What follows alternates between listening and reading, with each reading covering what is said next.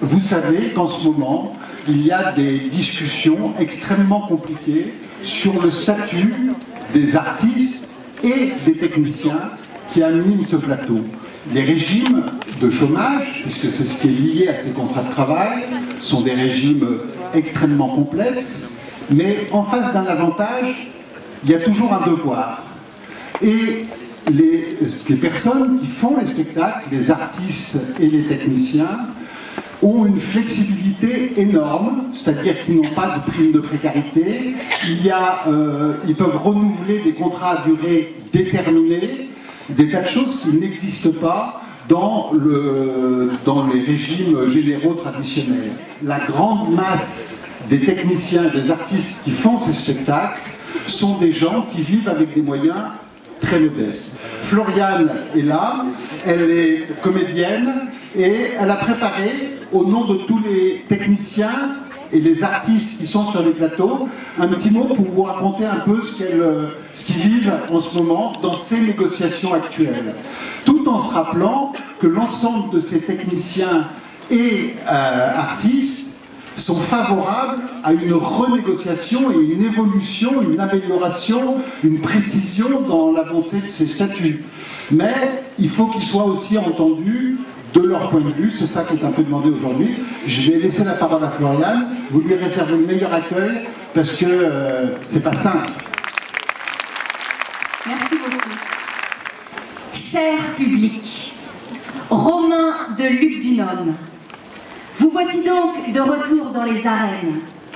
Le lion va être lâché sous peu, juste le temps de vous raconter à quelle sauce je vais être croqué.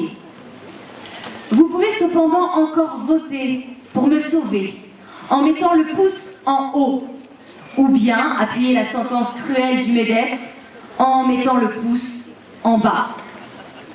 En effet, je vous divertis en tant que comédienne depuis toujours. J'écris mes textes, je les répète et je les joue. Travaillant le week-end, les jours fériés, sans prime et toujours sur le pont. Hyper flexible. Prête à prendre toutes les propositions de travail sans compensation de précarité. Je suis en équilibre sur le fil du rasoir et le MEDEF me tire vers le bas. Une fois de plus, les travailleurs du spectacle sont pris pour cible, mais nous ne sommes pas les seuls concernés. Des millions de chômeurs, de travailleurs intérimaires, saisonniers, à contrat court ou flexible, sont fortement touchés par les accords du 22 mars sur l'assurance chômage. Tout comme la cinquantaine de salariés intermittents qui œuvrent pour que le spectacle de ce soir puisse avoir lieu. Et comme les 300 autres salariés intermittents qui interviennent toute la saison pour faire vivre le festival Les Nuits de Fourvière.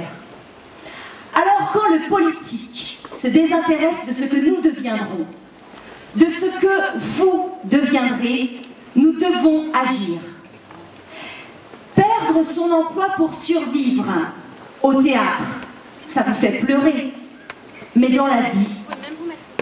Se révolter contre l'injustice au théâtre, ça vous donne le frisson, mais dans la vie.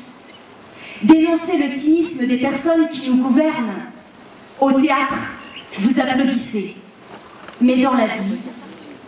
La force d'un mouvement solidaire, au théâtre, vous applaudissez, mais dans la vie, qu'est-ce que vous faites? Luc Dunhomme, fais rugir ton cri de colère, élève le pouce. Merci de ce temps de parole, merci de votre écoute. Je vous souhaite un très bon spectacle.